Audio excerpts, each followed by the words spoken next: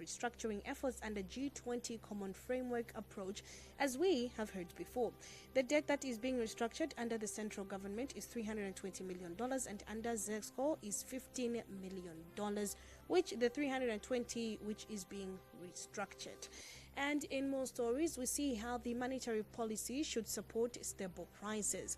Now, the IMF Deputy Managing Director Nigel Clark says there is need for the Bank of Zambia's and their stance on the monetary policy to be supportive of stable prices. Now, speaking with the media, Clark recounted that Zambia had found itself in tremendous financial difficulties a few years ago. When asked how the country could reduce its high inflation rate, Clark pointed out that among the other factors, it was putting in the monetary policy to be supportive of stable prices. So Zambia has found itself in tremendous financial difficulties over a few years. Since then, it has implemented very courageous and ambitious reforms. Unfortunately, it was affected by shocks since then, including that were outside the control of the Zambian people, including the inflation and its shock.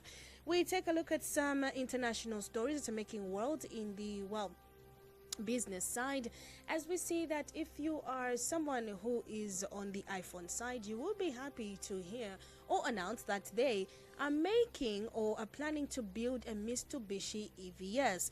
Now, the Taiwan-made electric vehicle is expected to go on sale in Australia and New Zealand in the second half of 2026.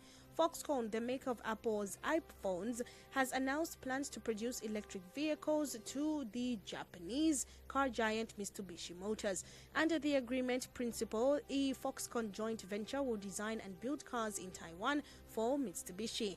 Now, these companies say that they're expected to build and have new models be available by the end of next year, under what would be Foxconn's major first contract in the booming of highly competitive electrical vehicles industry.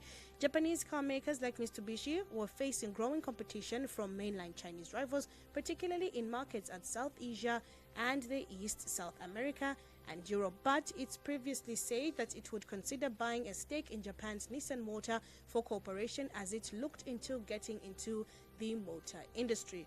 Well, there you go, iPhone users. Not only will you have the phone, but you'll be having cars as well.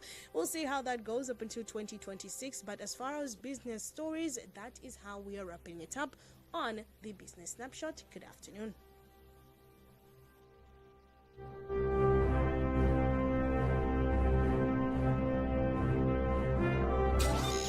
The